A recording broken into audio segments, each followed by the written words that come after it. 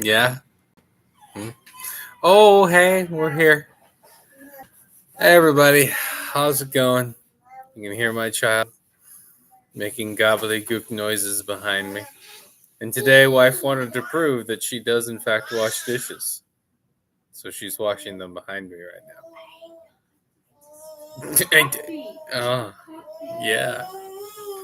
And she'll make us coffee, too. That's exciting. Oh, shoot. I need to share links and tell people what is going on. Post there. This is not Who- what that's for. Yes, it is. Don't. This is not how we. No, This clearly. is not how we take a bath. Yep. Don't Jump in the go to dishwasher. Totally. That's Dishes, totally yes, what's that supposed way. to happen. Don't be. All right. Okay. It's not that type of water. You're a weirdo. And I'm your wife. Hey. All right. Asked me to marry you. I said yes. The live stream is up. Weirdos. What just happened? Are you all still here? Am I still here? Weirdos. There we go. Okay. You're a weirdo. Okay. I'm going to start. It's just been a very long and hard day for some stupid reason. America built all the chairs. Children, nightmarishly. I was supposed to go to work.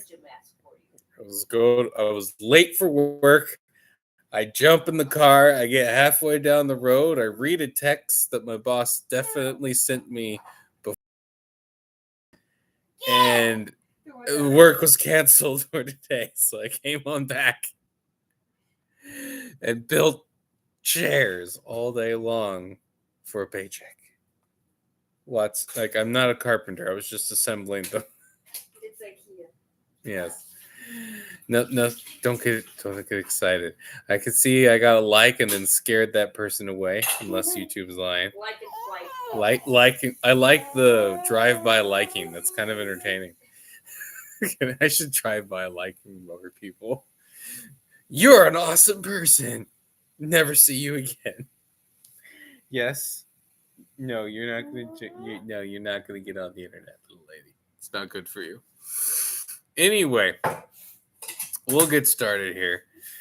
And I don't know. It's just been a really long day. I joined a game jam, making a game for the first time ever, and everything wants to go wrong on the first day. It's very exciting.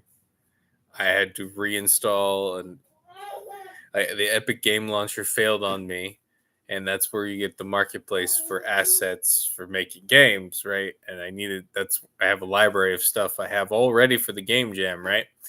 And the Epic Store just wouldn't work. It just died. Apparently, this is an age-old glitch with the Epic Store that I didn't know existed. That started 5 years ago, and will randomly just rear its head. And the only fix seems to be to uninstall and reinstall the Epic Store.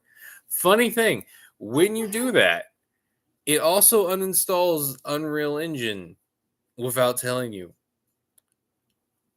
So yeah, I've been reinstalling Epic Store, which took forever for some stupid reason, and then the Unreal Engine, and then updating Unreal, and then updating the Epic Store, and then everything wanted to break and die. I've just now gotten it to the point where I could maybe start on the game. But I found this great guy who's like made a bunch of animations and stuff on top of the free animations that come with Unreal. So I have a nice template for a third-person shooter type thing. Funny though, the just revealed theme is Roman stuff. So Rome. Guess I'm making a Roman third-person shooter. This ought to be entertaining. I'll find a way. It'll be fun. I've already come up with a great concept and do some RPG stuff. There will be a wizard cowboy in a broken Roman world. It'll be great. You know you want to play that if I can somehow pull it off without in 2 weeks. It'll be a good time. But look at her. She knows where her job is already, that little girl. That side. And I'm talking about my daughter. My wife knows where her part is anyway. But yeah, letting you guys know about that. I need to share it.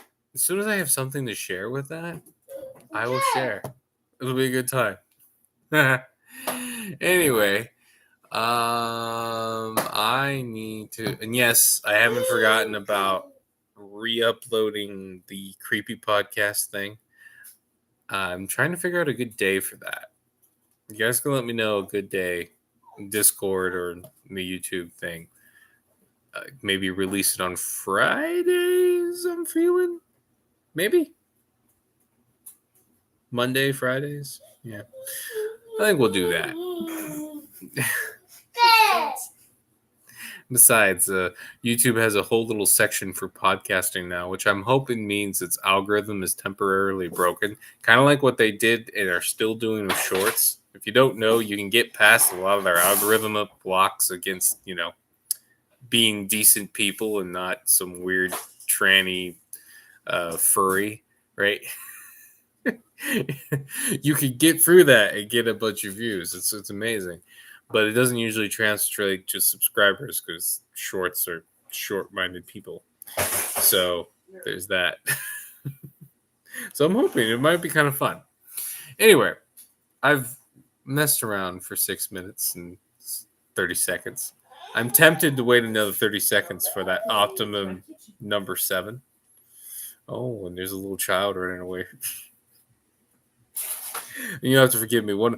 My youngest son has a yelling thing, and then another son decided just before bed that he was going to take the last gulp of milk from his bottle, hold it in his mouth like a chipmunk, and then spit it up on my pants.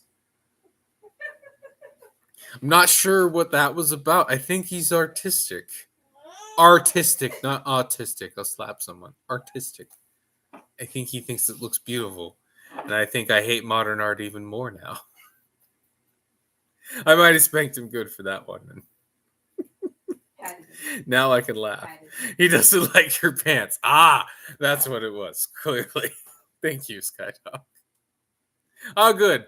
We're past 6 minutes. We can start now. Wait, what's wrong with you? Is there a snake? It's a snake. Toy snake.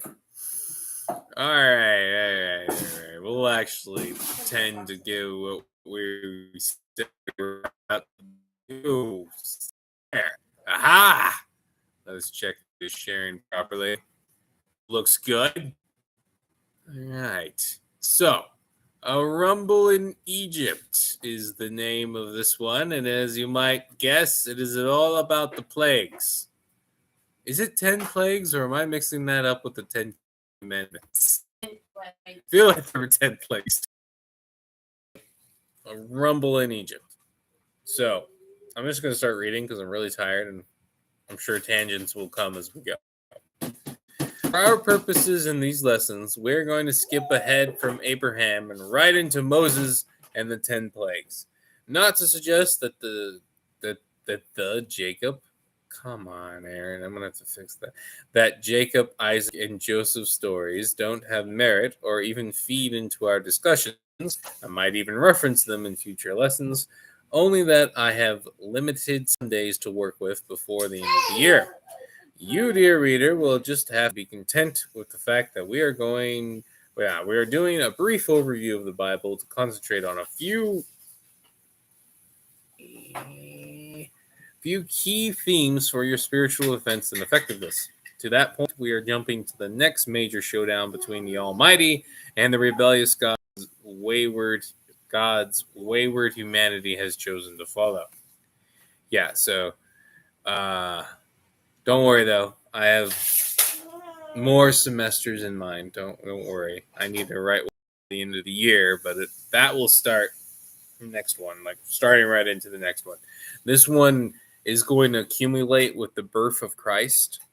Makes sense? And then semester 2 will be all about going through Christ's life and tying it to the Old Testament. and a lot of the various spiritual battles involved, if you will. And then we'll do, I think I brought this up before, and then I'd like to do concentrated semesters. So summer we'll probably be looking at the Book of Judges in detail. Talking about all those dudes with funky names who killed like hundreds and thousands of dudes and got remembered for it just barely. Good times, fun times. But we'll create some poetry and symmetry with it. All right. The first part of God's covenant has come to pass. The descendants of Abraham and Isaac are now a numerous people with 12 tribes, but no territory of their own.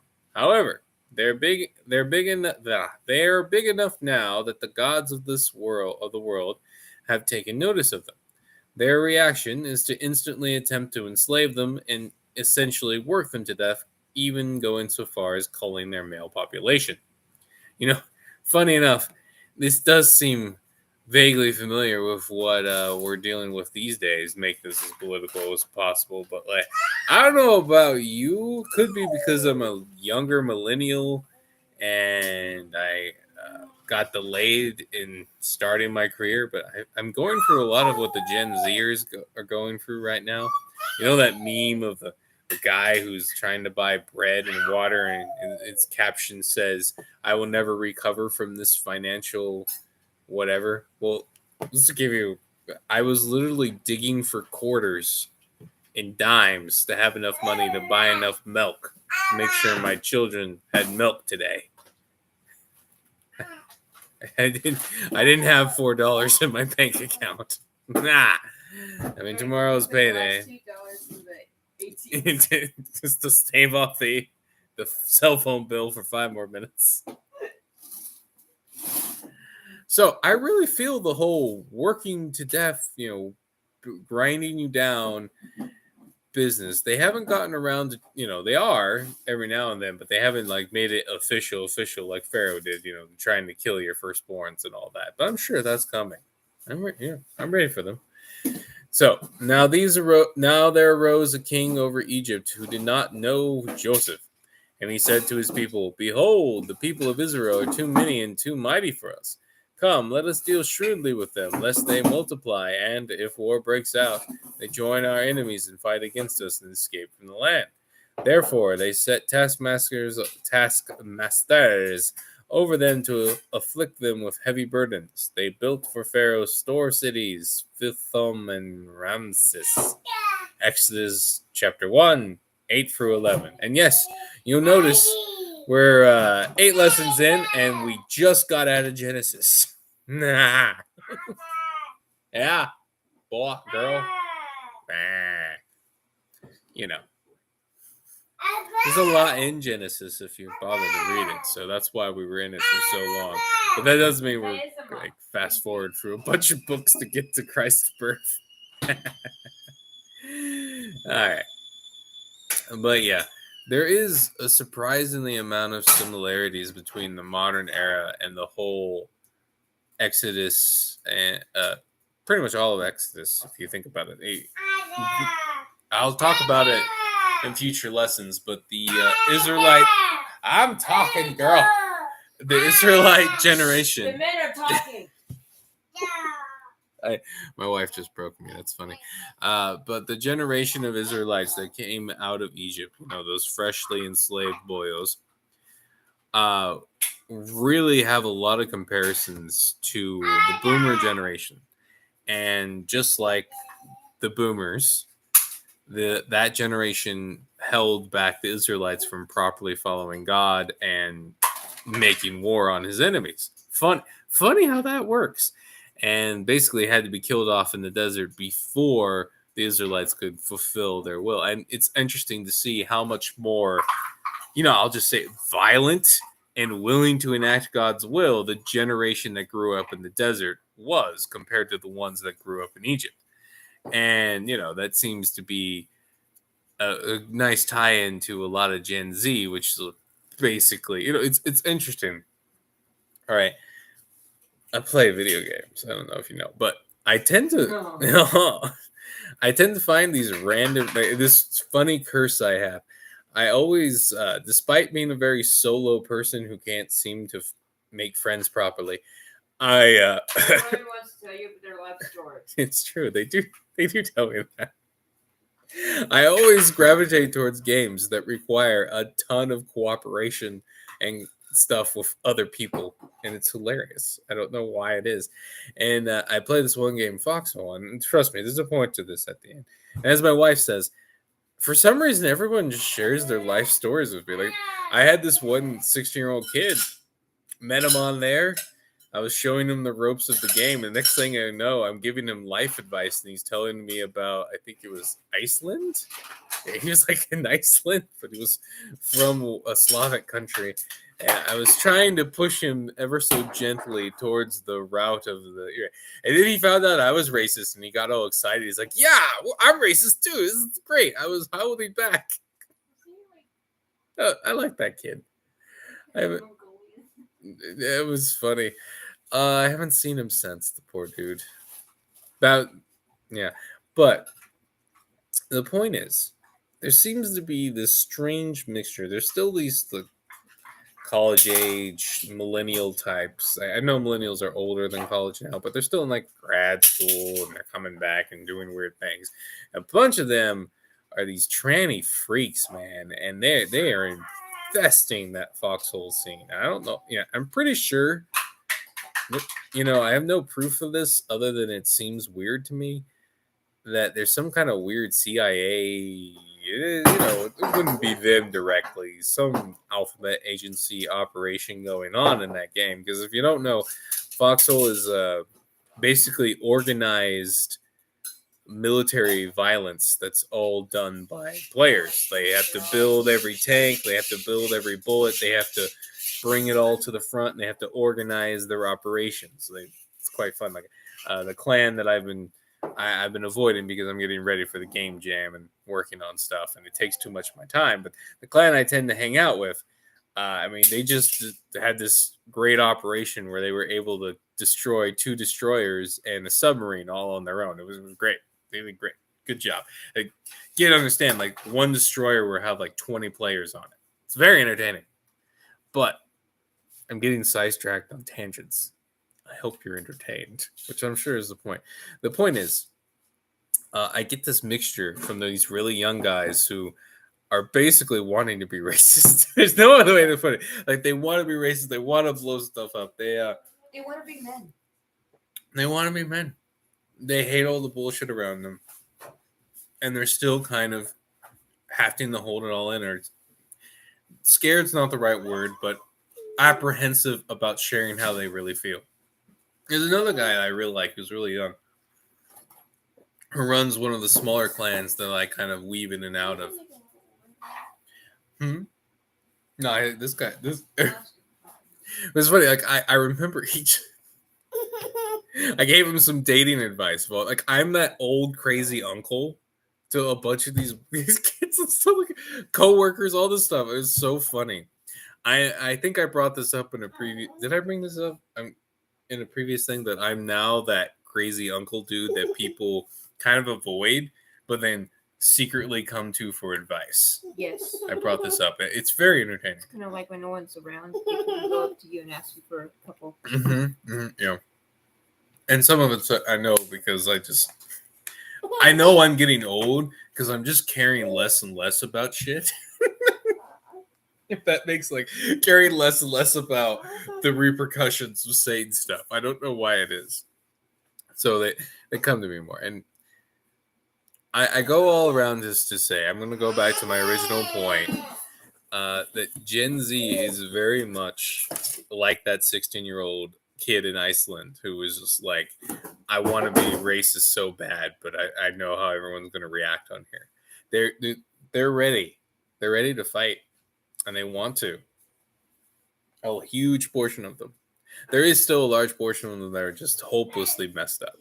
Like, the other side of this equation, right? That I brought up, what I assume is probably a psyop, is like there's just trannies and furries everywhere in that game. And it doesn't make any sense to me because it's like an extreme organization game. Very tedious. Like, to build like I know how to do it fast and find quick ways to make cheap vehicles. Thank you, wife. But your average, like a decent mid-level tank with an upgrade, baby. Like you want to do something special, like make a mortar tank or something crazy like that. You're probably and you do it all yourself and not like use somebody else's facility. You're looking at hours and hours of work just to make one tank if you're doing it on your own. Yes, I do that because I'm a weirdo. You play Absent and Lala by yourself. Because I'm a weirdo. I haven't done that in a long time. You haven't done that since we dated. Well, hey, there you go. I did it while we were dating. I haven't done it since we were married. Aha! I have to save all my board game time for my wife now. And she doesn't play Axis and Allies. It reminds me of Risk a little bit. The last time I played It's Risk, see, it's been very see, Risk is a bad comparison. Anyway, I'm all over the place. I need to bring it back around. I know I do, but yeah, they're gearing up for war, and I think there's a psyop with that game because it doesn't make sense to me It's my tea bag. why there's so many of them I'm there, gonna have myself some raspberry and they're like all in the clans and stuff. No, But my tea. when I run into all these dudes, like the guy who runs that clan, who's like actively pisses off these other anger sensibilities, and he's really entertaining as he does it. I love that kid. There you go. That was the one who asked for dating advice. That was fun. And the there's a ton of those guys. Like, and then I will occasionally meet like a guy a guy who actually beat me. A guy who beat me who has like the same amount of kids but was younger. 18. He was great. I love that. I'm so mad. I messed it up. I didn't make a friend request with him fast enough, and I can't find him anymore. Wild Horse, if you're out there, find me again, man. I miss you. You were fun. Anyway. Yeah, sure. Digital social life. As long as I don't have to see your face, we can just be as friendly as you want. Oh, man. But, wow, I'm still on this tangent. I need to move on. This is what happens when I'm too tired. I stick to tangents for too long. But, Yeah, let it go. Just kidding. you will see a lot of, I personally see a lot of connections between, no, I don't want that tea bag in my coffee. Thank you. The whole early Israelites in Egypt situation and our situation now. You have a generation holding everybody back, desperate for the fine things of life, even if it means they're being enslaved. You have a outside force.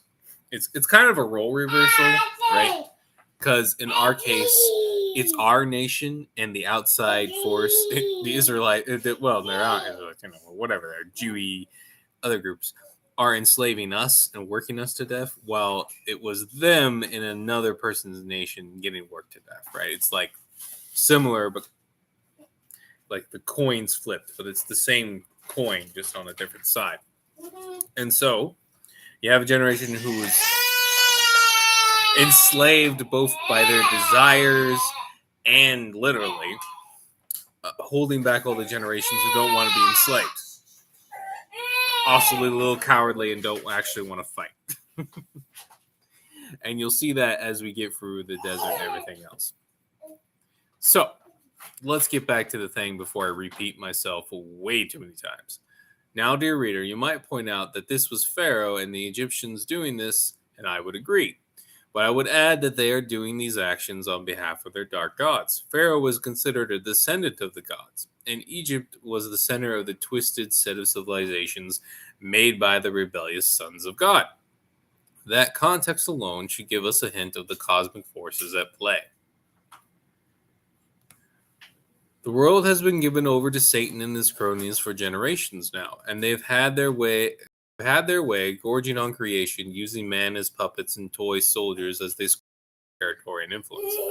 I know a lot of like SG guys. You've seen that famous pictograph, right? The mural on the wall the ancient Egyptians had, showing the gods controlling humanity and having them fight against each other as they're like shaking hands over their heads, saying, right, the gods work together and then have everyone fight over squabbles and stuff. Right? The Egyptians understood that shit was going on. Ancient people understood that they, like, the Greeks also kind of had this feeling that they were like the playthings of the gods, and most mythologies kind of have a similar feel, though they'll have their positive and negative entities. You can, there's always variation, but there tends to be just the kind of that feel that the gods work together and then use mankind in their schemes and playthings. And I think that's a pretty accurate representation of what we see in the soul and the Nephilim and the fallen gods and all that, how they treat humanity. Child. All right, back to it.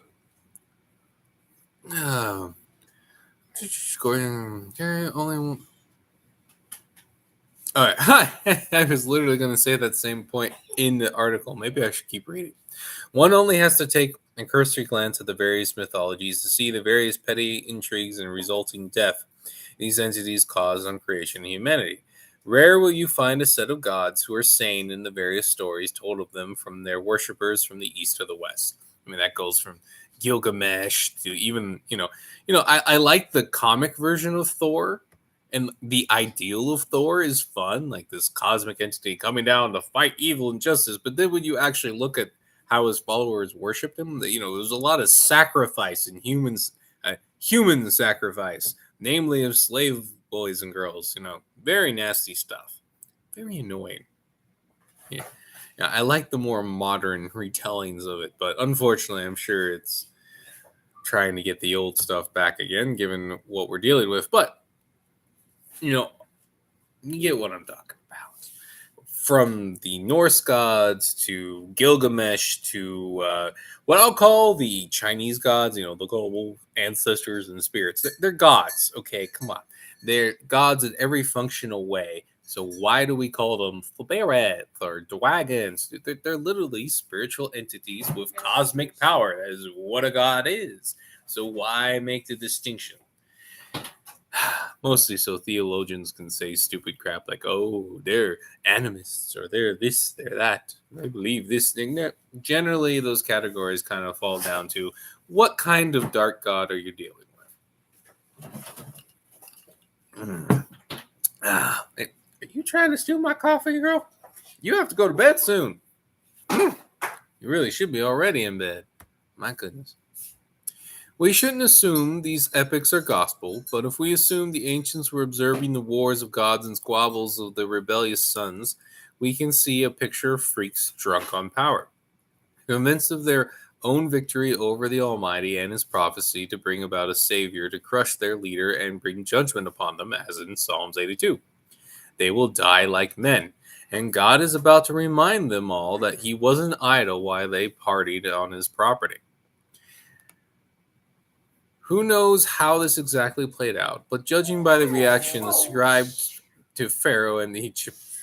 You okay? She grabbed the dog's butt.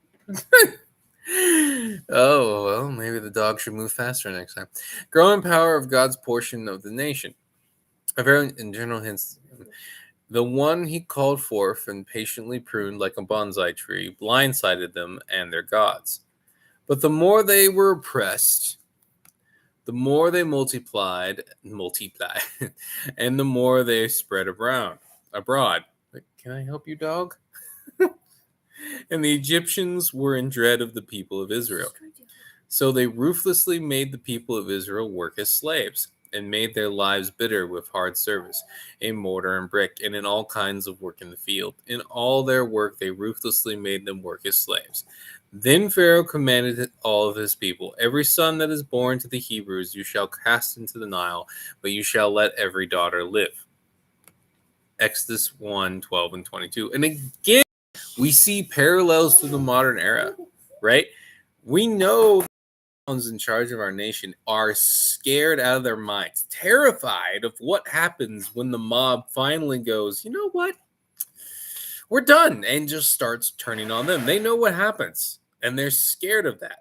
We can also see that most of their escape plans are blocked to them now, right? That whole jump to China didn't really work out. I don't know. I'd like to think that it could be a long-term strategy by God to eventually, reclaim the Far East. That'd be sweet to see. It could also be just the Eastern rebels going, you Western rebels have had your way in the world and it's not working. We want to do it our way now. You can stay over there. And for now, we'll work with our enemies to, get back on top. Maybe. I hope not. You know what I mean? But, and that might have sounded really weird, but when you start looking at the world as more than just mundane human political forces at work, you see several lines of arbitration. You can see this a lot in cultic behaviors as well. You can't see it, but my wife is having this really showdown with my daughter. Like, you're not gonna climb over the couch. You're not gonna fall. You're gonna get jumped. You're gonna get jumped. And she's just like, I'm gonna fall on my face again, Mom. She goes falling. She didn't fall on her face though. That's what's important. And remember,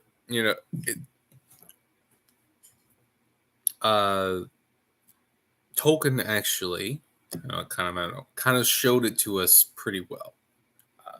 Remember that whole scene with the orcs that kill each other all the time, and Frodo and Sam are sitting on a rock and they're hiding, and the two orcs hunting them are of two different breeds, and they get mad at each other and kill each other, right? And Sam goes something along the lines of man, if only this spirit would fill all of the servants and they would just all kill each other, it would be great. And Frodo goes, that is filling them, but the spirit controlling them and pushing them to work together is more powerful. That's why you have gays and Muslims working together to attack Christians, right? They are definitely going to kill each other at some point, but they're pushed by a spirit to work together for now. That's why the Muslims who what do you isn't that old water? Why don't you use my water? You're clean. Anyway, that's why all those Muslims that you saw who were trying to push back against the gay agendas in the British schools were got some attention and then instantly slapped aside, right? It's because they were enacting the whole little struggle while the spirit behind it all was saying, no, you're going to work together. Now, I don't mean to bring the infamous,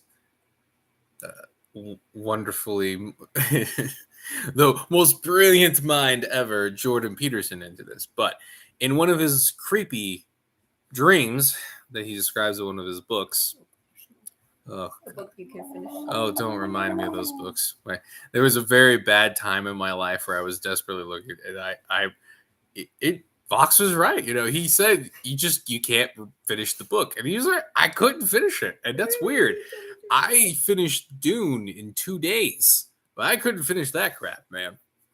Oh man, I wish I'd seen through that sooner. But I was in a really weak state of my life, and when you're desperate, you do stupid shit. But I want to play bubbles, man. Anyway, so but there is some useful stuff. He is clearly a cultic freak, and one of these dreams, that he described is actually pretty useful for someone who wants to kind of understand how their enemy works. And basically, what he described was a multitude of pyramids with everyone competing to get to the top of the pyramid, and above all of these, yeah. But above all these other pyramids was one big eye and another pyramid on top of all of them. If that makes sense. And I realized what he's describing there was how our enemy's house works. Remember how Jesus says, if Beelzebub is against himself, then his house can't last. Well, what he's describing is that spirit that controls it all. They compete amongst themselves constantly, and they have different factions constantly, like trying to kill each other viciously. But one head above them all pushes them in one direction. Again, this is why what should be natural enemies work together against Christians. For a great example of this actually is in Chinese history, where you have like generations of Buddhist rebellions in China, just slaughtering masses of people. And then one Christian rebellion. Now, it was a really rough war. Don't get me wrong, but you get one Christian rebellion, and Christianity is banned in China. Think about that. That's crazy, right? You have generations of Buddhists just causing insane issues. Then one crazy guy declares he's the brother of Christ, and they start going so insane. I think this is actually the war. You might have seen the meme. I'll need to double check on this, but I'm pretty sure this is the war where there's this whole situation where they eat a city to punish it. And by eat it, I mean the captors eat everyone there. Now, in retrospect, that sounds rather demonic. And I think is a great example of when the good guys don't win is this war where, hey, wouldn't it have been interesting? Even if it was run by a heretical crazy guy who thought he was the brother of Christ, right? I don't know how that works, a Chinese man being the brother of Christ, but that's exciting. I think they would have been better off under that guy than the people who literally ate a city to punish them. And again, I need to make sure that's the same war. It might be a different war. It's hard to keep up with some of those. And I've only recently started expanding my horizons into some of the Chinese wars and all that. And that's a whole can of worms. Whole can of worms. But yeah, the Buddhists should have been seen as the real enemy there, being the fact that they have generations of, and right, people think peaceful Buddhists, right? That's why they have warrior monks, because they're peaceful.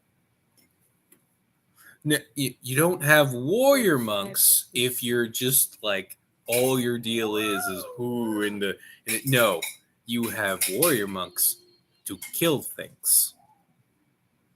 It's not hard. And traditionally, they have caused a lot of problems in China. That should have been seen as the bad religion. But for some reason, right, the Shinto, especially the one that was derived from Japan later, there's different factions of Buddhism that did not get along.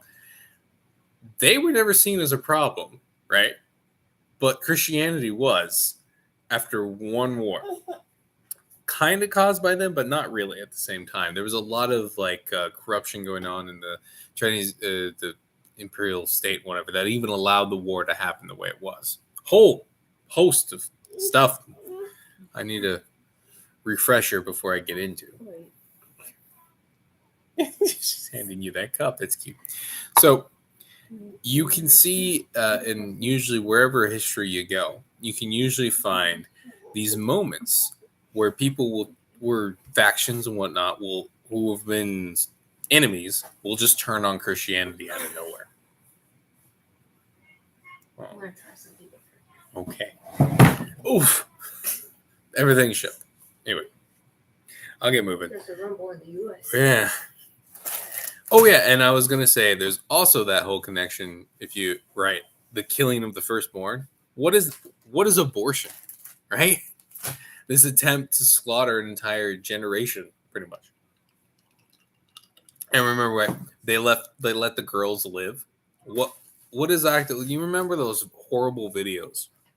I think it was all the way back in 2016, an ancient time, where the Project Veritas caught those abortion doctors selling baby parts, right? They had that one scene where they were like, I forget if one, and they were aborting a baby, and they were like, "Oh, it's a boy," and got all excited. Why? Because they wanted girls to live and boys to die. The feminist stuff again, right? And you have that same theme in the modern era, same kind of spirit, trying to, because if you kill all the males, right, and you make all the females get into relationships with other factions and other people biologically, that nation ceases to exist. Now, I suspect there's also a ritualistic magic thing around it, some weird ritual going on, which is why they want to kill a certain amount of males or whatever it is of this person and enslave a bunch of females. It could literally just be that, kill all the men, take all the women as trophies, right? It could be that. But I suspect there could also be some kind of magical ritual stuff that was attempting, like a destruction of nation stuff. But again, these people are terrified of you because they know what happens when you start fighting back. What happens, and we'll get to it. We're a couple lessons away, but we'll get to the part when God's children fight back. It's pretty nasty to those who, have been rebelling against God, and it's not pretty either. Like it's one of those things that bothers me a lot. Like just today, like I love John De La Rose, but I had this moment where he kind of got a little excessively churchy. That's the woman's chat. The woman's chat's up. Oh no, churchy about something where he was like, talking about this horrible tranny guy who was crapping all over and trying to cancel a Christian board game that was made. And Is that the die version? The Deliverance. Deliverance. Never mind. Deliverance. Wow. Very, very different. And, he's like, oh, and he was about to say something accurate, which would have been, he deserves judgment. And he kind of went along, oh, it'd be better if he, found Christ and saved himself. And I'm like, yes, technically. And no, at the same time. Like, as long as they're sinning like that and viciously and horribly, I'm sorry, they deserve judgment. And it'll be a miracle if they turn away, and that'll be a God thing. But there is, that degree of, no, the wicked deserve punishment. And it's kind of, quite frankly, disgusting and evil when the wicked aren't punished. Look at the world we're in now. Look at the whole Epstein situation. Did you feel a nice, warm, fuzzy feeling inside? Some people, only God can say, thank you, Skydog. Wow, who would have guessed the guy who wrote The Sword of God might say that, huh? I saw that witch scene. You dirty devil, you. I love you. Good old witch burning. That was nice. I even appreciate how you kind of set it up. Read that. No, he did a great little Is it spoilers, written? everybody. If I can I spoil. need to go back and read it. I need to read it. Skydog has balls over here, people, because he even set it up how what would traditionally be set up to make the character that's about to be burned sympathetic, and then showed her as not being sympathetic because of her sin and rebellion to God, and then burns her. Love it. Right in the face. Pretty girls will be punished too if they're evil. It seems like don't worry, I'm this not should be evil.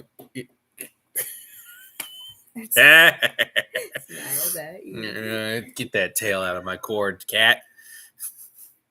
She doesn't have food. Sometimes they just want to say hi. Yeah, he wants food. I can know see it in his face. Trying to steal my child's food. Time for Bernie's. Yes. Oh, man. Gosh, I really need to read more of what we were talking about. My tangents are going long, people. This is gonna be I apologize. I'm gaining energy, though. I think the coffee's helping. So, yeah. You're not gonna get carpal tunnel from those chairs. Those damn IKEA chairs.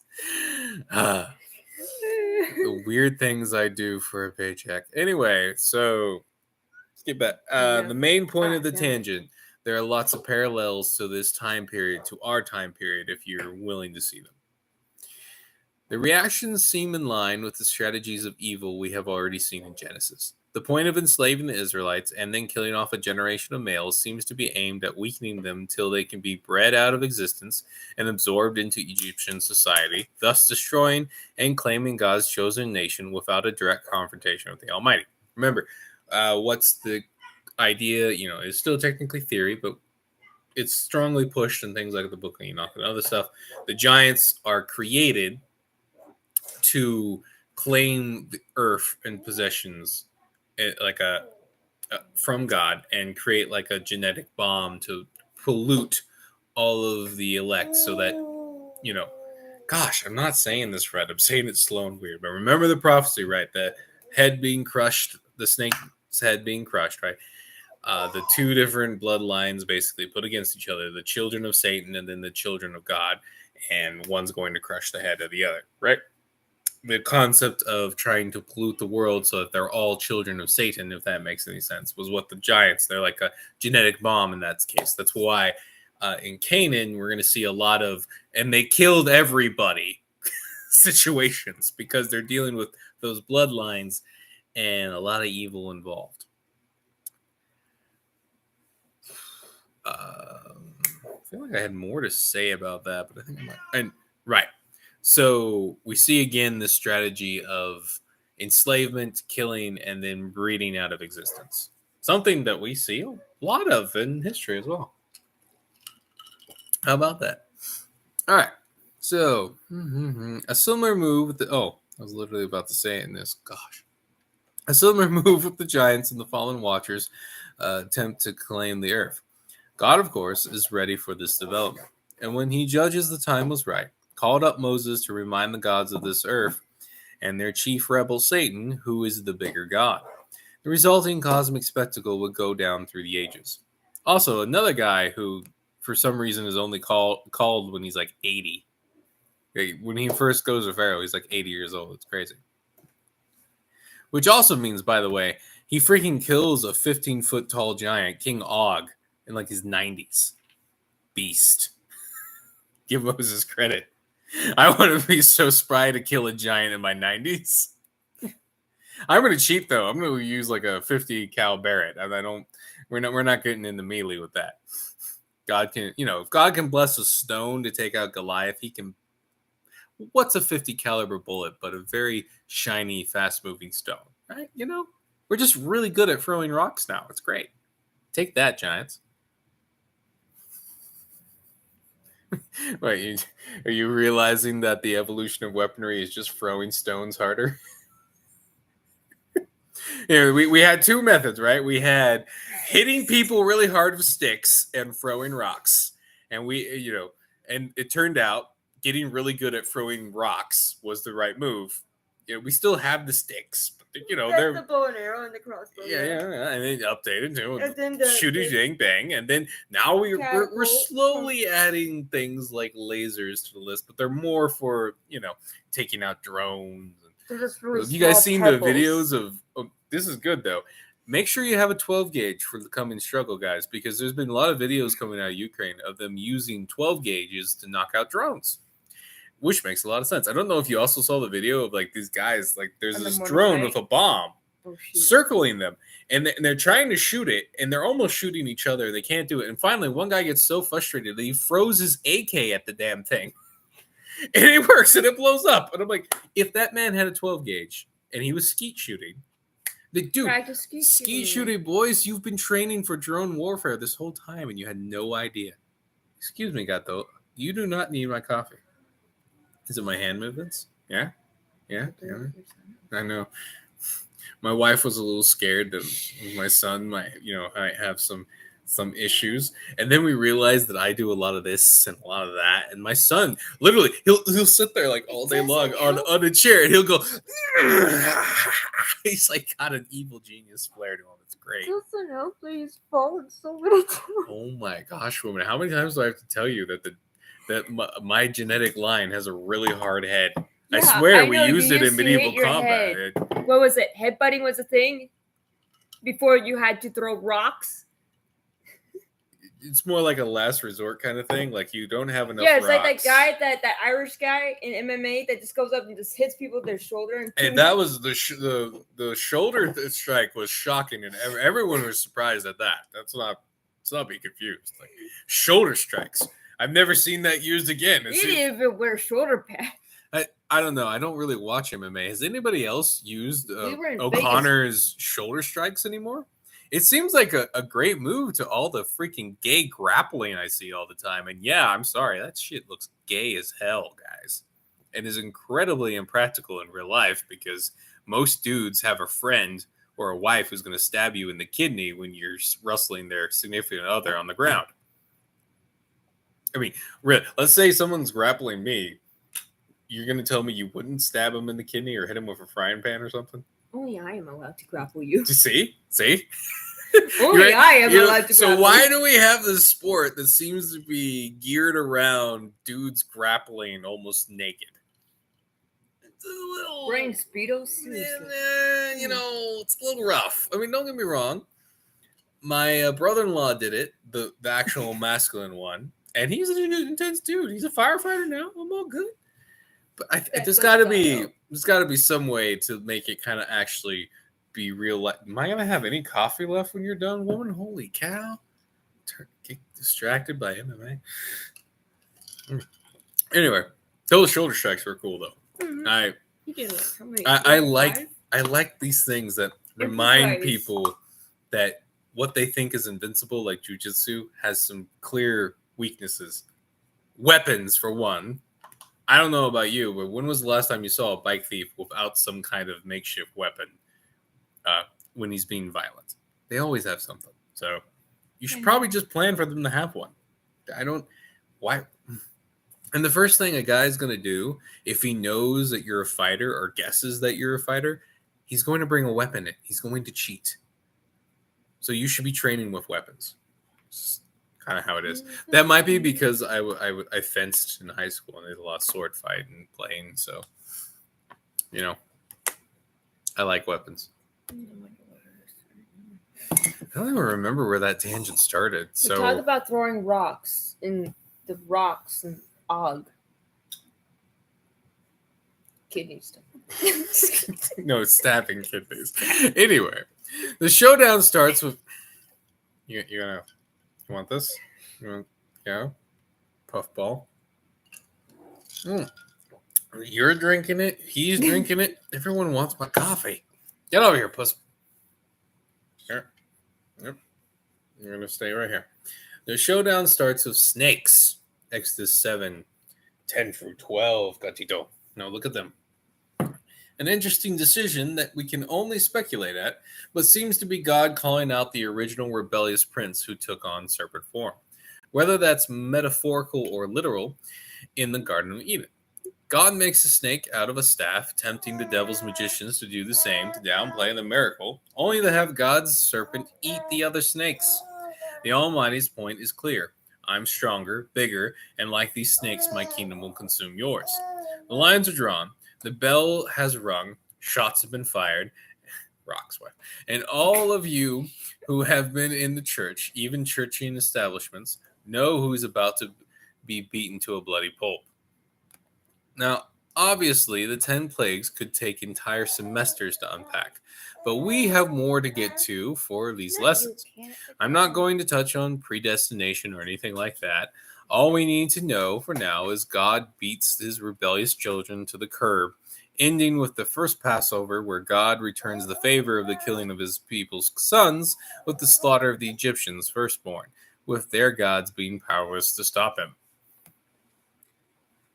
At midnight, the Lord struck down all the firstborn in the land of Egypt, from the firstborn of Pharaoh who sat on his throne to the firstborn of the captive who was in the dungeon, and all the firstborn of the livestock. And Pharaoh rose up in the night, and he and all his servants and all the Egyptians.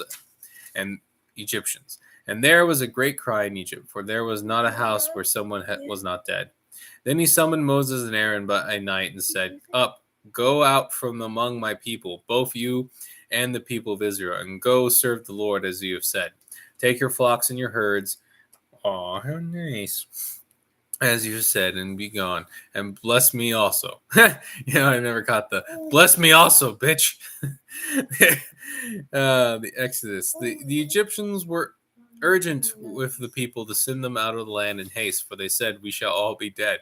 Yeah, that's pretty fair. So the people took their dough before it was leavened, their kneading bowls being bound up in their cloaks on their shoulders. The people of Israel had also done as Moses told them, for they had asked the Egyptians for silver and gold and jewelry and for clothing. And the Lord had Giving people epilepsy? No, I'm giving my. What happened? Why did it do that? Carpal tunnel. I'm such a boomer when it comes to this stuff. Okay. And the people of Israel journeying from Ramses to Succoth, about 600,000 men afoot, besides women and children. Oh, and they plundered the Egyptians. The Israelites leave Egypt free and with the wealth of their previous masters in tow.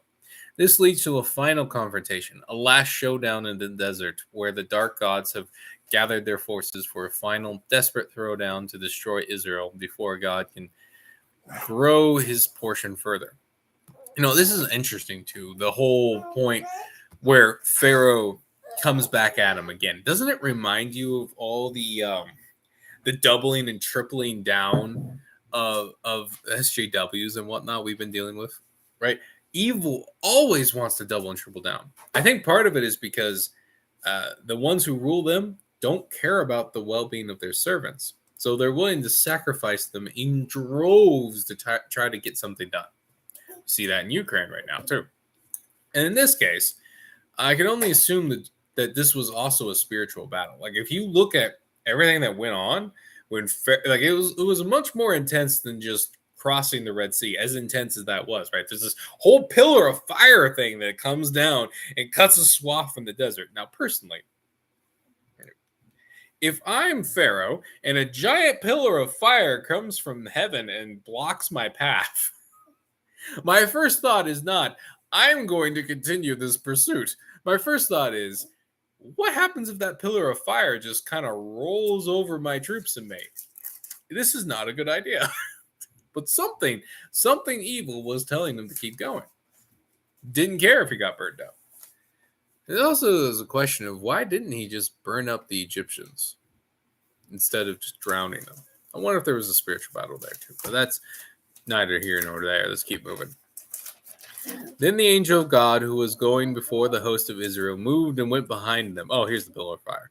And the pillar of cloud moved from before them and stood behind them, coming between the host of Egypt and the host of Israel. And there was the cloud and the darkness, and it lit up the night without one coming near the other all night. Then Moses stretched out his hand over the sea, and the Lord drove the sea back by a strong east wind all night and made the sea dry land, and the waters were divided. For some reason, that scene, AI does not want to draw this scene. This is kind of random, I know. But AI, I'm starting to suspect, has a lot more demonic stuff than even we were guessing. Right?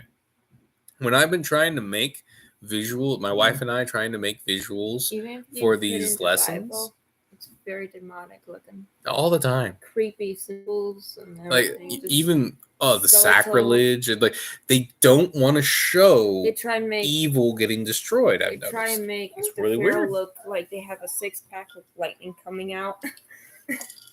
Oh, that's right. Like, this scene should be a pretty easy one for the AI because it just needs to copy all those images of Moses crossing the Red Sea. There's a billion of them in pop culture, right? But I couldn't get it to do it. It was so weird. It wouldn't even get something close to it. Before that, too, like with spiritual warfare stuff, it really, really doesn't want to show angels killing demons. It's very fascinating. Like, that doesn't show up on the screen. Oh, well. I slap you. Anyway. And the people of Israel went in the midst of the sea on dry ground, the waters being a wall to them on their right hand and on their left. The Egyptians pursued and went in after them into the midst of the sea, all Pharaoh's horses, his chariots, and his horsemen. And again, if I'm an Egyptian in this case, I am definitely not going down into that water. What was driving these dudes, man? And in the morning, watch, the Lord in the pillar of fire and the cloud looked down on the Egyptian forces and threw the Egyptian forces into a panic, clogging their chariot wheels so that they drove heavily. And the Egyptians said, "Let us flee from before Israel, for the Lord fights for them against the Egyptians." Like, no shit. Did the pillar of fire and the giant wall of water? What was your first hint? But no, bad luck on the ocean floor is what finally broke them. I mean, did nobody desert and go, I'm not going down into the obvious trap? So Moses stretched out his hand. Oh, then the Lord said to Moses, stretch out your hand over the sea, that the water may come back upon the Egyptians, upon their chariots, and upon their horsemen. Schizophrenic. So Moses stretched out his hand over the sea, and the sea returned to its normal course when the morning appeared. And as the Egyptians fled into it, the Lord threw the Egyptians into the midst of the sea. The waters returned and covered the chariots and the horsemen of all the house of Pharaoh and had followed them into the sea. Not one of them remained. But the people of Israel walked on dry ground through the sea, waters being a wall to them on the right and the left. Whew. Exodus 14, 19, and 29. Funny enough, I need to do more research on this to make sure I get it right. There's actually been some archaeological evidence to point to the Red Sea crossing. Like they found chariots from the right time period on the ocean floor, like a bunch of them. It's very cool stuff. Now, obviously, there's not much left of the chariots, but they were able to figure stuff out. Anyway, complete and utter victory. And again, going back to how SJW is always double and triple down, again, we see this thing, right? Any normal person seeing the whole pillar of fire thing would probably say no and go home.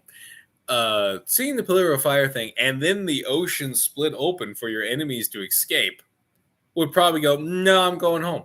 But no, it wasn't until they were getting stuck on the ocean floor that they started to go, you know what, let's go home. And by then it was too late.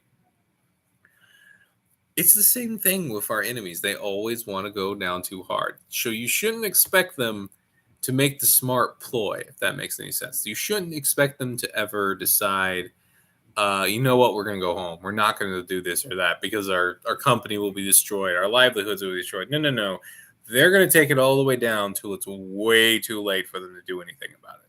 And you need to expect it every single time because even when their lives are at risk, right? Even when God is like throwing fire and water and all this crap right in front of their face, plagues and murder, kills thousands of people right in front of their eyes, right?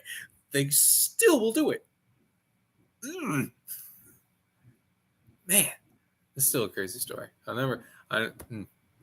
Complete and utter victory with the God of this world humiliated words, and his most powerful mortal servant washed away by the sea. There's a second part to this that I should mention. The Israelites viewed the ocean as evil, or evil things being deep in it, being the ultimate primordial chaos. There's a why in Revelations there's this whole part about this. Revelations or Isaiah, one of the two, the sea being dried up and all of the people who died by sea, their bodies coming back up and being judged. And by the way, that's a strong hint that if we take it literally, that if you die at sea, you actually don't go to heaven till the end of times. Like it's so evil, it traps your soul there. A very uncomfortable thought, but you wonder why I don't want to live on the I would actually assume, though, that Jesus Christ dying on the cross could break that. But still, pray for anyone who dies at sea. No fun. Ice went back in my cup. She kisses me. I don't know what she's worried about. Anyway, and so I like the ice. The fact that God didn't just use fire from heaven, but he used the ocean against his servants, there's a lot of hints in various other cultures as well. I don't know how many Christian ones there are, but in a lot of African and Islamic thinking, the devil's kingdom, if you will, is actually on the ocean floor. An interesting concept, considering where Atlantis and all those theories and whatnot come about. Considering also that when you get into the story of Atlantis and all that, there's a strong correlation between the Nephilim and the giants and all that, as in hinting that Atlantis wasn't so much just a wonderful place as much as it was Nephilim, giant type stuff, and God, much like Sodom and Gomorrah, wiped them out. And there's this weird thing where ties to Atlantis kind of flow through leadership in a bunch of different countries. Like in Hawaii, there's a weird connection between their mythical gods and Atlantis. And it's like, what? Or something Atlantis-like. I'm pretty sure they use different words, but you get the point. There's a weird connection to it in like California of all things. Mount Shasta, there's this crazy wrong. I should save that for like a podcast sometime. But there's a weird, creepy crap thing. When you start connecting things, like whenever you see Atlantis, there's a reason why they keep bringing it up in our pop culture and everything. It's not just that it's an underwater city, right? It's this. They're trying to keep their city in everyone's eyes. Or the concept of the devil's kingdom on the ocean floor, right? The sunken kingdom. Where does the beast at the end of in Revelations come out of? Where do they all those monsters come out of? They come out of the ocean. And again, a lot of that might be metaphorical words, but at the same time, maybe old Lovecraft was hinting at something he didn't even understand himself, the things coming out of the ocean. Ooh. But big butt, little butt, all the butts. We'll keep going. Right. The dark gods, despite their best efforts, were powerless against the Almighty, both in their political games and spiritual machinations to destroy God's chosen nation, as well as their direct attempt to wipe them off the face of the earth. But there was a problem. God has great plans for his chosen people and far more rebellious entities. Still, there are already signs of cracks in the Israelites' faith. Soon turn into fissures that the gods of this world, would expose and exploit mercilessly. Now was a new phase in the spiritual war over Israel. Since evil couldn't kill them, they were going to do everything in their power to corrupt them. A pattern, dear reader, you should pay attention to, as it will rear its head throughout the Bible and history as well. For now, God wins, and the devil not only has a broken nose, but several lost teeth. Yet the serpent isn't out of the running yet. We have a long way to go before the Savior comes. Now, this is something to remember. And this is really important. Something I want to shake home to people and smack and smack and smack. We really need to be thinking past the stage of fighting. All right? Past our crusades. All right? Long-term thinking. Because once we prove that we will fight and that God will fight with us, and they can't win against us with force of arms, what's the first thing they're going to do? They're going to use those corruptions, the things we didn't weed in our garden, to take us out. That's what they're going to do. They're going to trick us into World War I style fights amongst each other. They're going to slowly convince us to allow sexual immorality, which leads to trannies and all that furry shit, and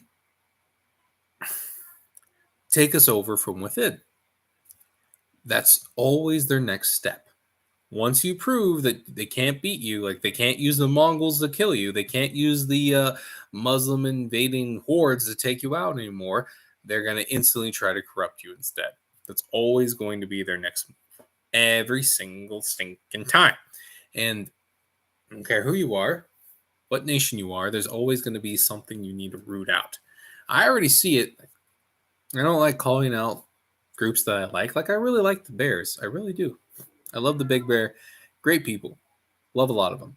But they're letting stuff into their community that is going to drag them down. Much like the Israelites who, let too much survive in Canaan.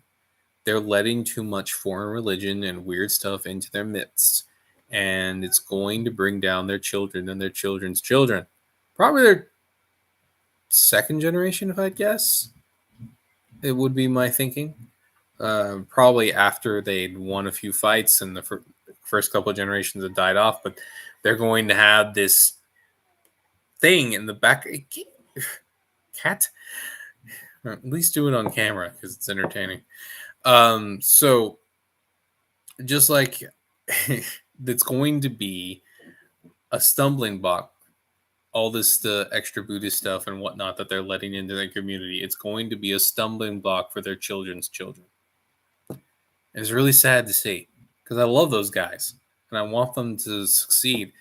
But I see it, and I see more of it every time I look on Barataria or something. I'm not even on that. I look on my wife's account, and it makes me sad because of all the people, I'd really like them to succeed. But I can't help but see that they've already got the stumbling blocks in place. The tools that the devil is going to use to tear them down are already there. It drives me nuts. And we see it all the time in other stuff too, like the truther community. But basically, guys, conspiracy theorist guys and whatnot, a lot of them were atheists for a while until the obvious spirituality of the evil we faced became like overwhelmingly obvious. I don't know if you can hear that.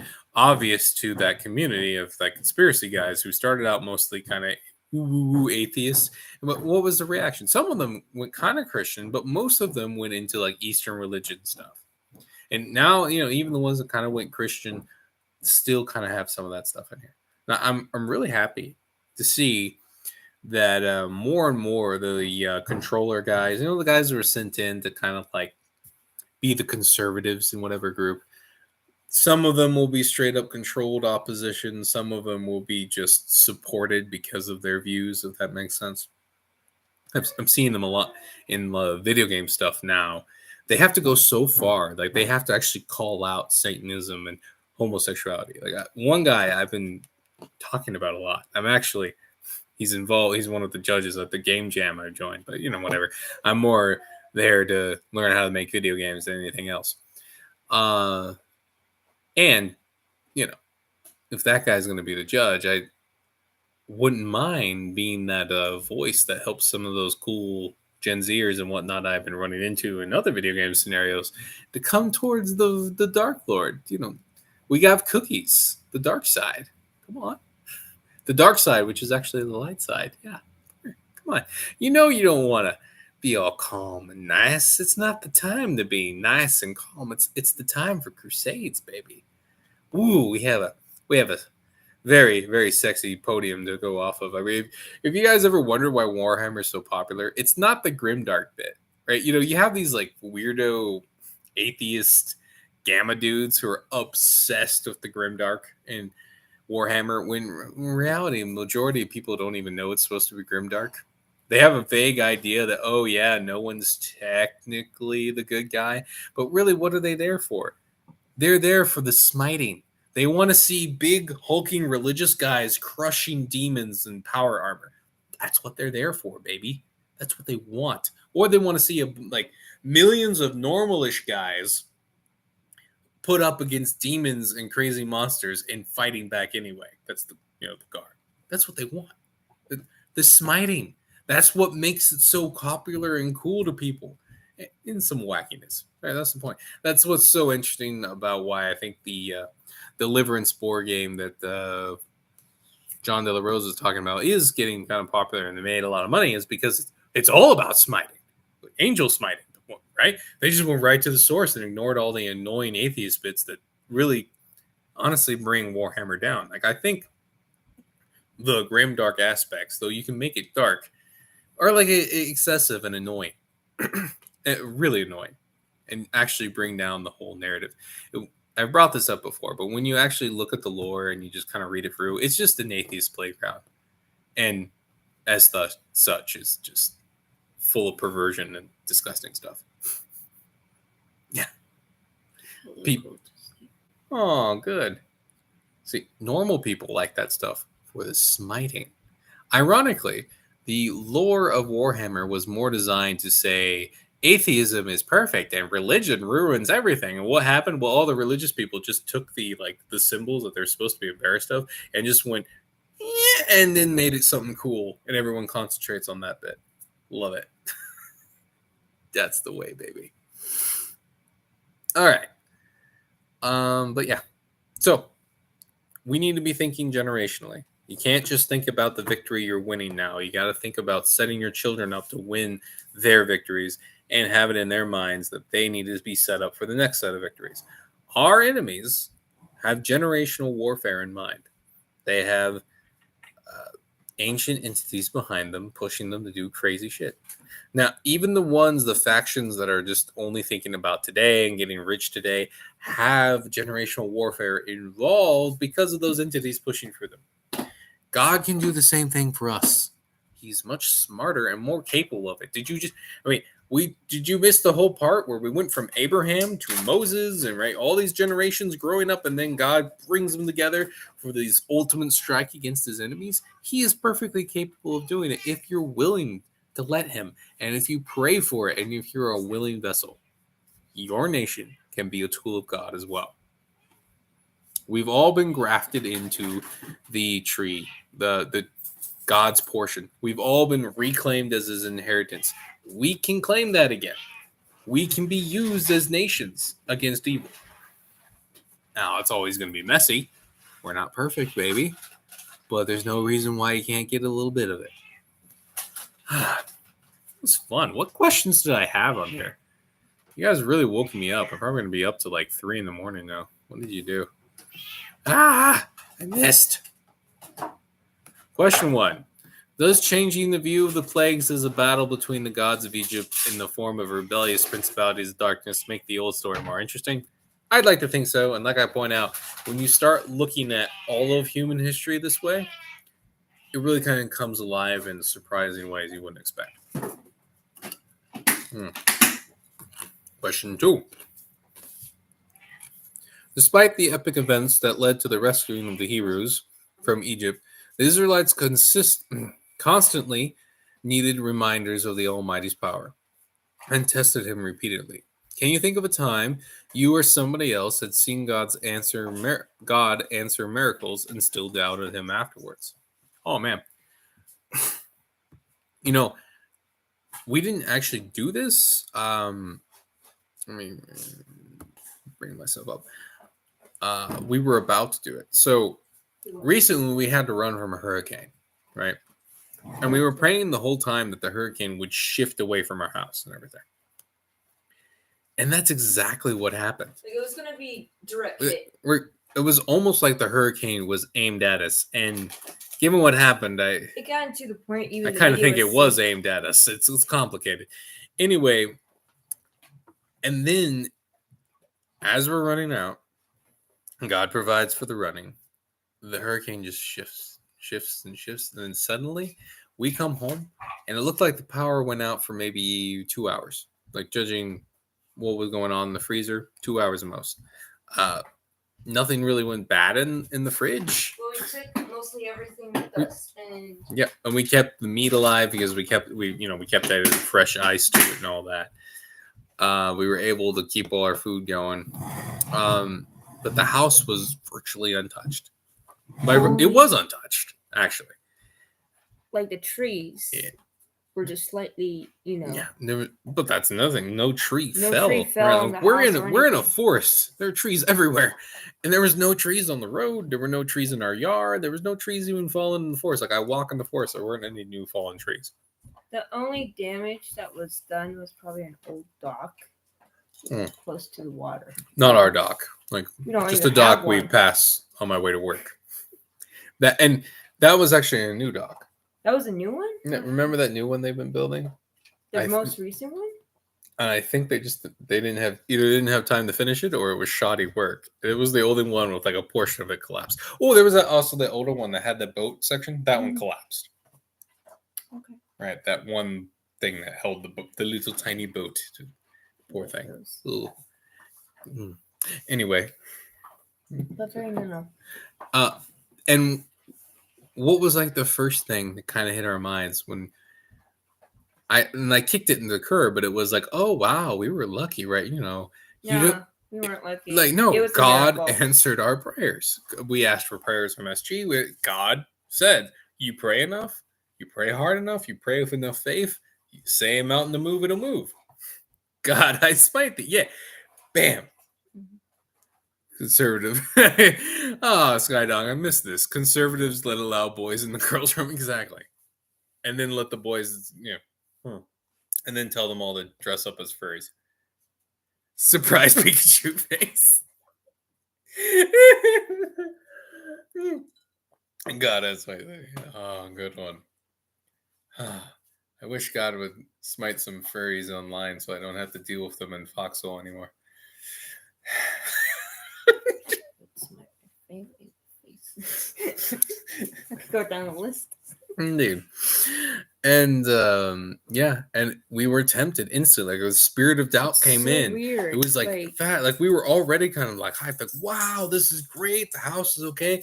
And that spirit just came in trying to trick us, like that churchian nonsense of when you see something spiritual, just saying, oh, it wasn't spiritual in the end. And it's so easy to do.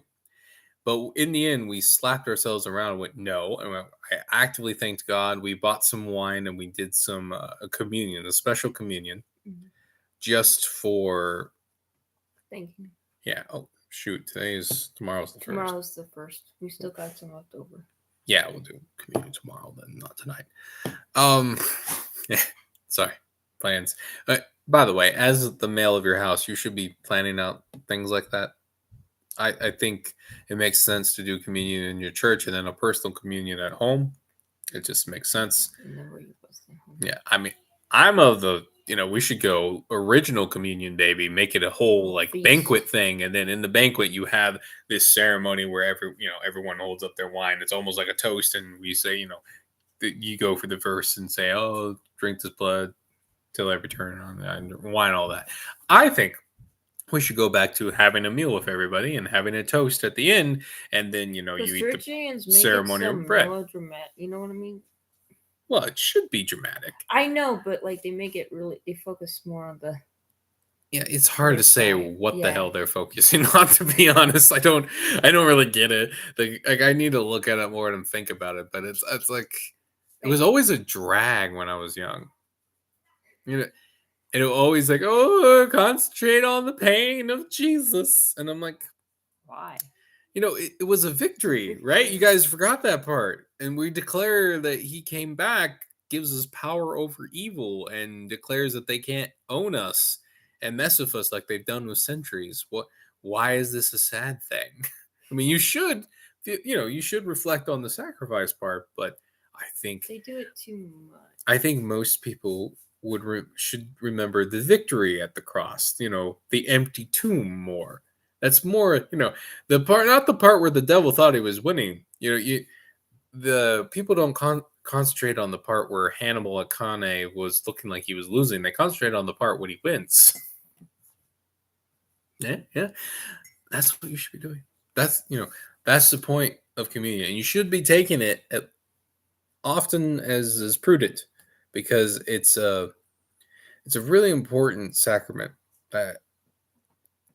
Declaring God's ownership over you essentially is making you off limits to spiritual evil around you.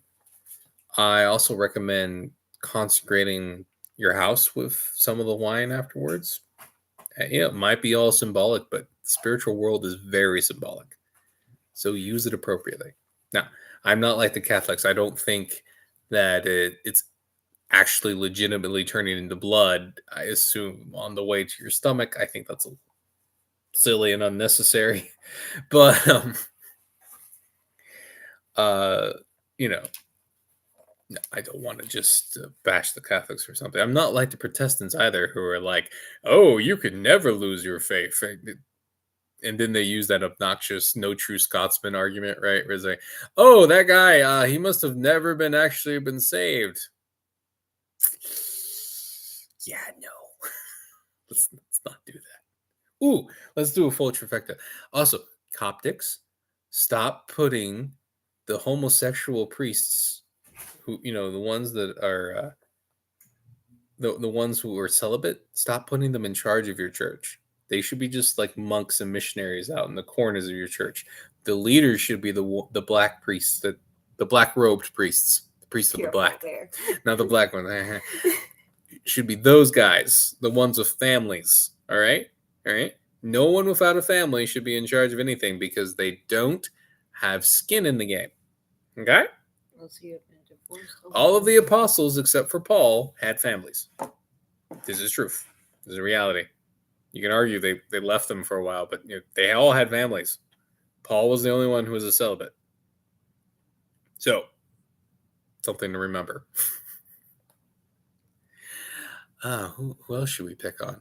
Oh, Ethiopian church, because I'm sure so many of you are on the internet right now. I am impressed that you kept all those books and you keep them canon, but some of them really are probably illegitimate. You should probably look into that. Just FYI. Some of them are clearly medieval creations. So, that's okay. I like you guys too. You make these crazy stone churches. Like they carve them out of stone. That shit's cool. What's the stones? They're packing it, babe. So cool. And if I remember correctly, I might be mixing them up with other things. They also grow like a grove of trees around them. It's really cool. So so there's these huge deserts, and then there's like this patch of greenery, and then this like carved out of stone church. It's beautiful. I love it.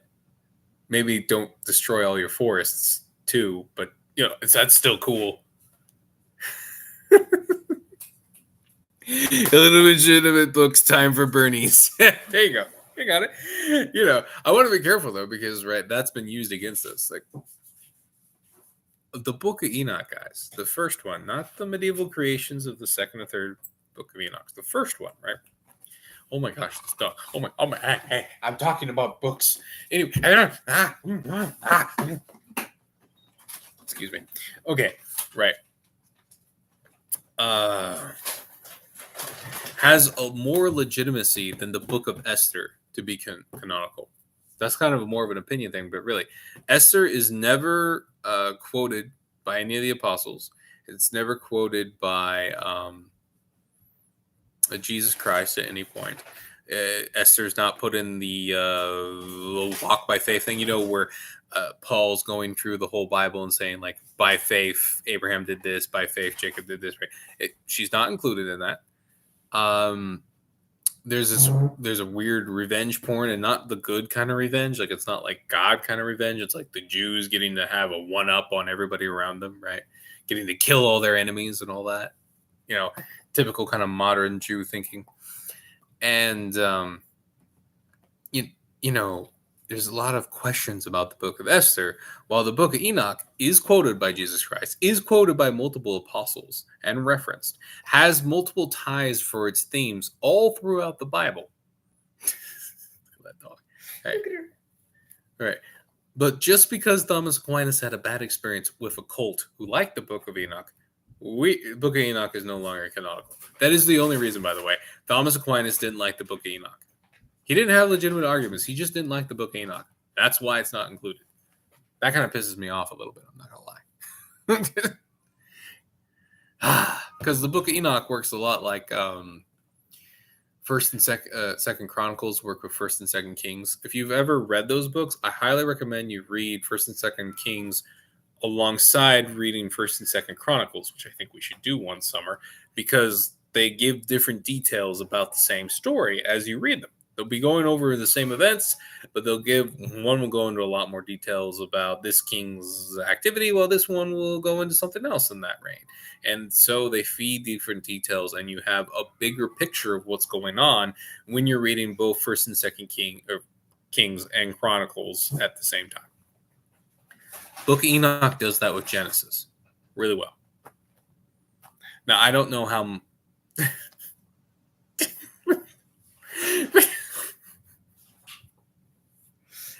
Now, a lot of churchians have this problem with the Book of Enoch, because there's like little things like this idea that Noah was born a very shiny baby with glowy skin and all this rest, like just showing that he was really holy and all that. And they'll say, well, Jesus Christ didn't even have that. And, the first argument to that is it really that crazier than all the other miracles that happen in the Bible? And the answer is no.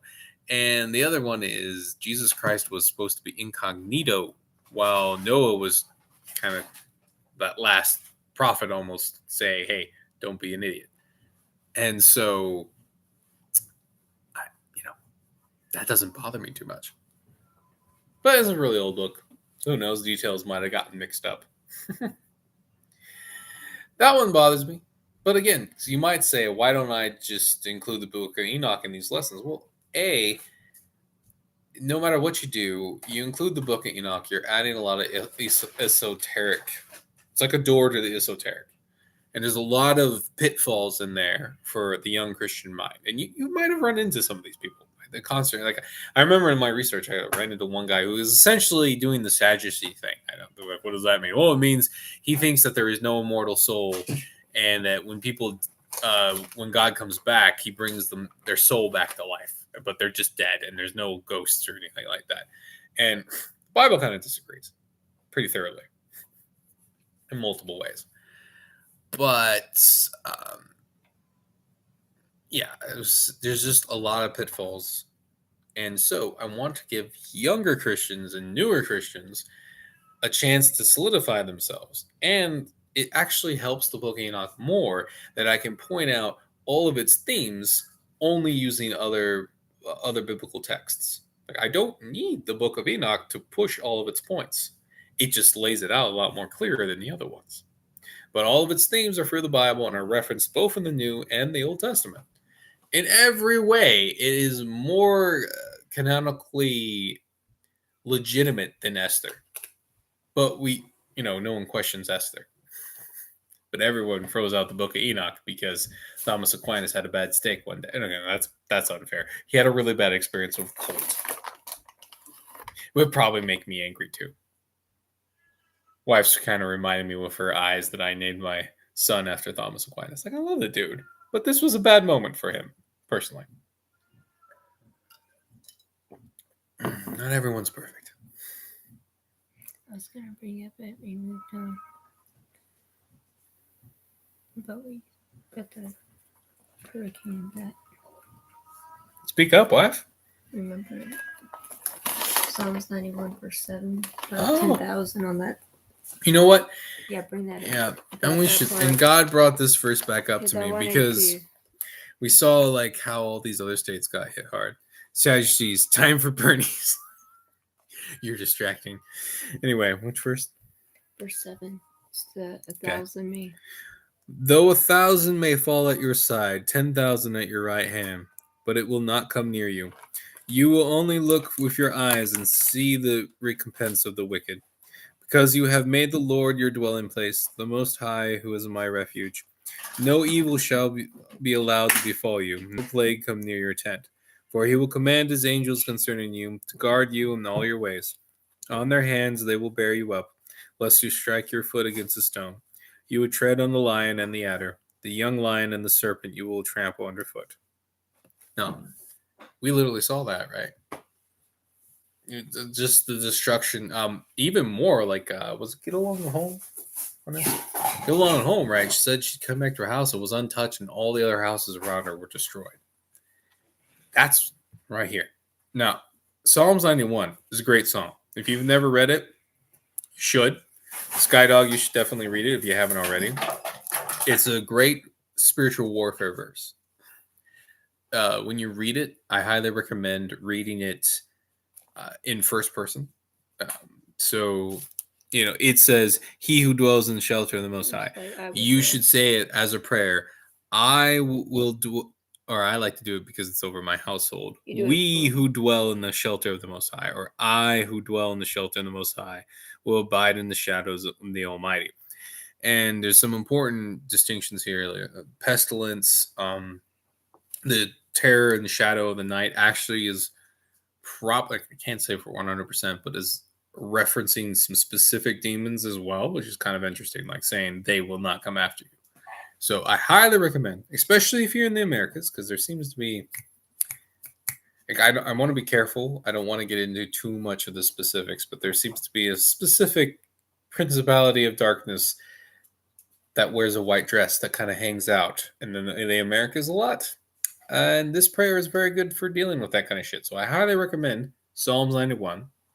And we'll do it before, I'll show you what I'm talking about. Like, this is good. Remember, a lot of Psalms are prayers. So use them accordingly, baby. So let me show you what I do when I feel a strong spiritual attack coming on. We actually have this prayer on pictures and stuff throughout our house, too. Sure. Yeah, if you want to. think I posted it Man, before. we gotta get the one in the nice I know. picture frame back up. That's I need to put that. We brought that one with us with the hurricane thing, and we just haven't found it. With kids, it's hard to make sure they don't rip it apart. Did they draw on it? No, they put stickers on it. Oh, that's kind of cute, Joe. I kind of like that. Yeah. So we printed it out and put it on our. We added our image on there too. It's a good one. So here we go. And let this be a blessing for everyone here who's reading. All right. Psalms 91. My refuge and my fortress.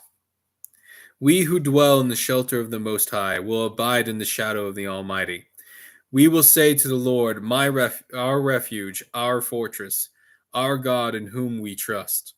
For he will deliver us from the snare of the fowler and from the deadly pestilence.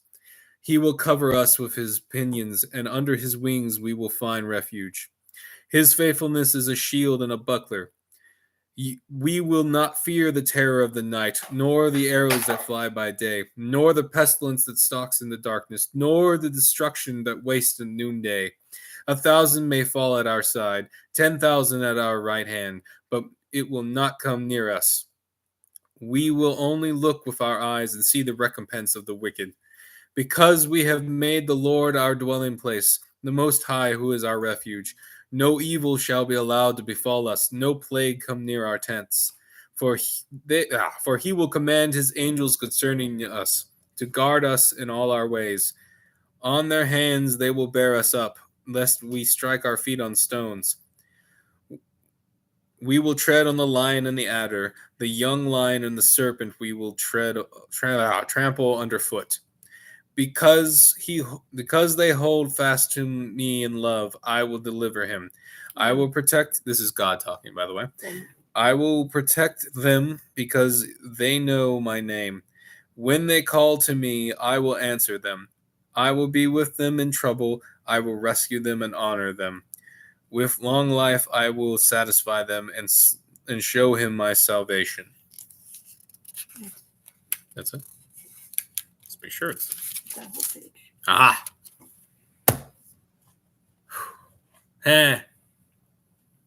Scared away 2 FBI agents. No. That. Pray it over your home when you're feeling strong spiritual attack, especially in North America. It's the terror by night thing. Is a reference to a specific demon. So, well, demonic entity. Who knows what the hell exactly it is. But it shows up in weird ways. And it also... Amen, Anthony. And it also kind of seems to be strongly tied to feminism. So, now let's damn straight. It is particularly good, like I said, because this entity I'm talking about, I might as well say its name. You've heard of the demon Lilith? That verse particularly, it's I don't have time to get into all of the stuff of why terror by night is a reference to her, but it is. And the original, you've maybe heard the story about her being like the wife of Adam, and no, that's a bullshit story that was added on top, something to make her seem cool to the feminists. That's why feminists love animals. There's ties actually to her being one of the wives of the fallen watchers. And I can see how that might turn you into a demonic entity. No. So you could think of her as a primordial witch. Great. Who, you've heard of the Lady in White? She's supposed to show up like in a white dress when she's not showing up in other creepy ways.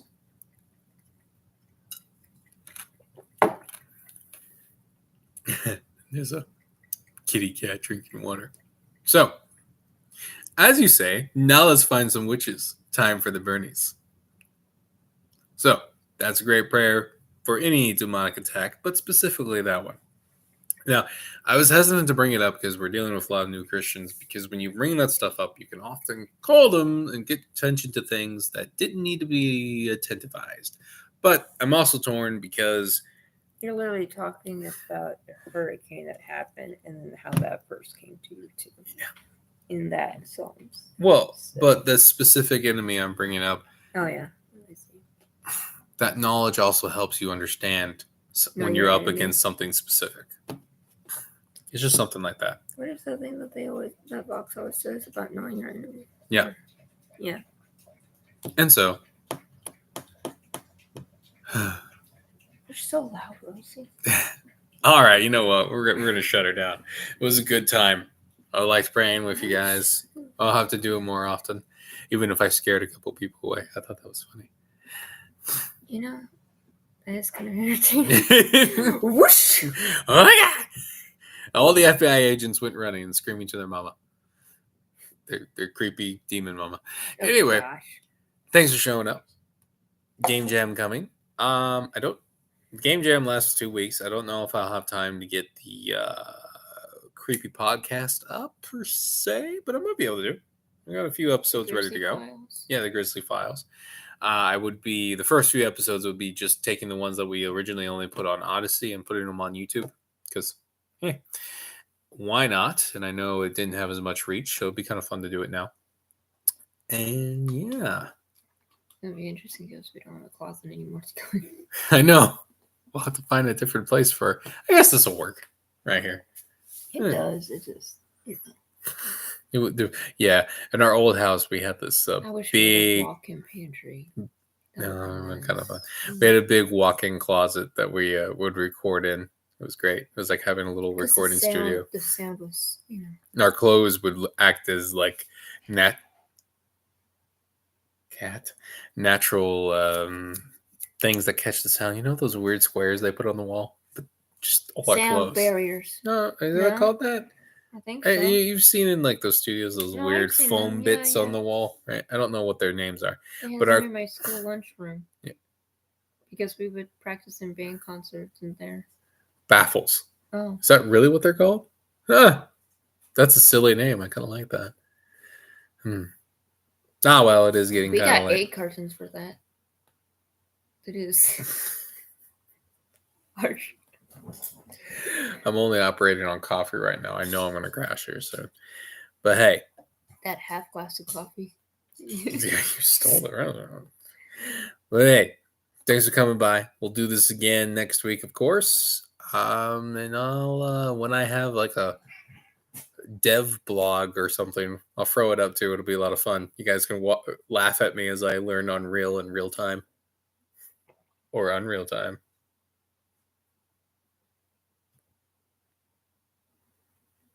Anyway, like, subscribe, share for more weird moments like that.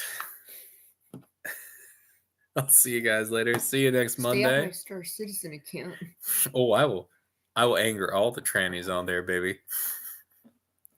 That's a lot of fun. I've done that before. Global chat's too much fun sometimes. Anyway, I will see y'all later.